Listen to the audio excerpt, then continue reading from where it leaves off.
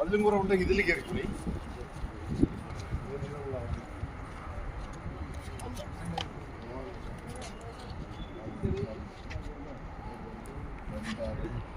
താഴെ വലിയൊരു കെട്ട് കണ്ട, ഒരു വെള്ള വലിയ കെട്ട്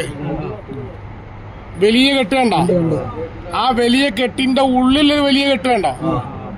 അതാണ് നമ്മുടെ ഉമ്മഹാത്തുൽ മുഅ്മിനീൻ ബീബി ഖദീജ റളിയല്ലാഹു അൻഹയുടെ മഖ്ബറയാണ്.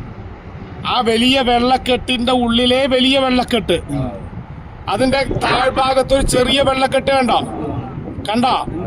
അതാണ് അഷ്റഫുൽ ഖൽഖ് മുഹമ്മദുർ റസൂലുള്ളാഹി സ്വല്ലല്ലാഹു അലൈഹി വസല്ലമ തങ്ങളുടെ പ്രിയപ്പെട്ട പൊന്നുമോൻ ഖാസിം എന്ന് പറയുന്ന ആൺകുട്ടിയുടെ